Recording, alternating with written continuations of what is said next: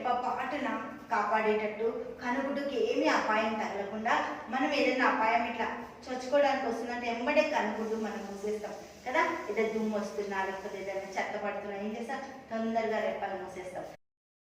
కనుగుడ్డు భద్రంగా ఉండాలని దేవతి దేవుడు ఇక్కడ దావీదు చేస్తున్న ప్రార్థన కూడా అటువంటి దేవునికి మహిమ కలుగంగాక. హల్లెలూయా. కీర్తనలు 17వ అధ్యాయము 8-9 వచనాలు చూద్దాం.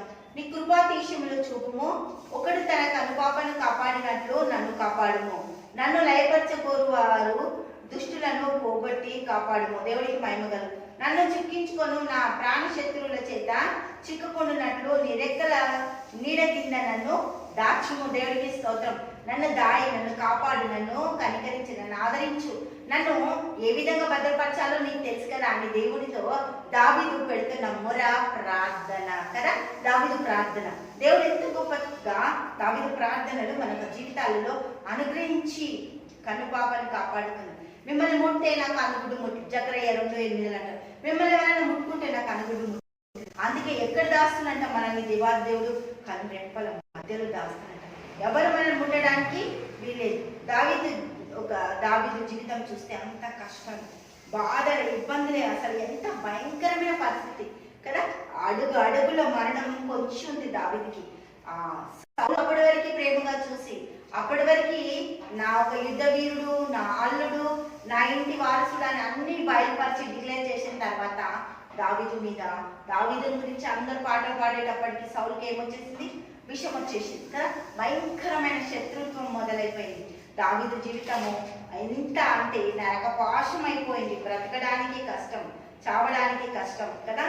మొదటి సామెయేలు 18వ అధ్యాయము 6వ వచనం చూద్దాం.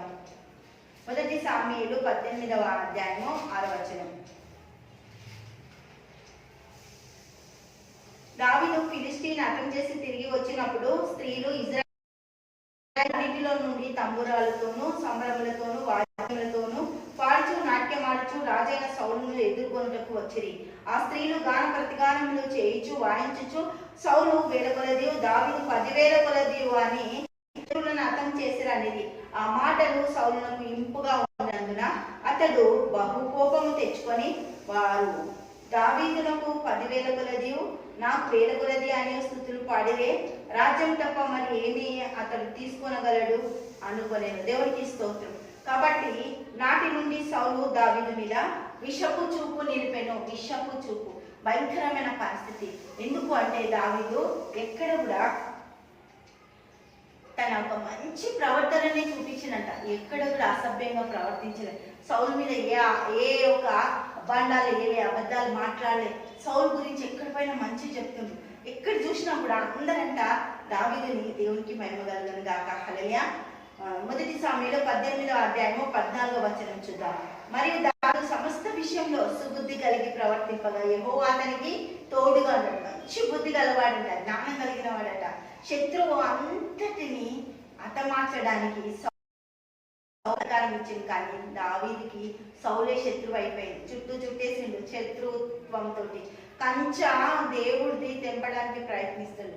కానీ సౌలుకి అర్థమైపోయింది దావీదుకు దేవుడు తోడున్నాడు. హల్లెలూయా.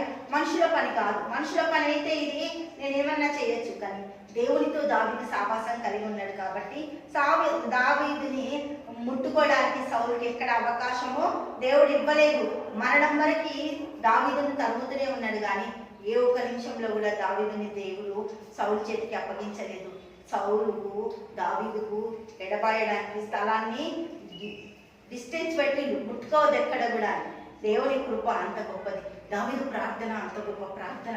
దావీదు మరణాన్ని జయించి లేచిన వీరుడిలాగా దేవుడికి స్తోత్రం. మరణం ఎక్కడ కూడా దావీదును ముట్టకుండా దేవుడు దావీదు చుట్టూ కంచె వేసిండు. దావీదు ప్రార్థన అటువంటి. దేవుడికి మహిమ కలుగుతుందా. హల్లెలూయా. తండ్రి యేసయ్యకే స్తోత్రం. గొప్ప అద్భుతంగా ఆశ్చర్యంగా నీకు స్తుతులు స్తోత్రాలు చేస్తాను తండ్రి.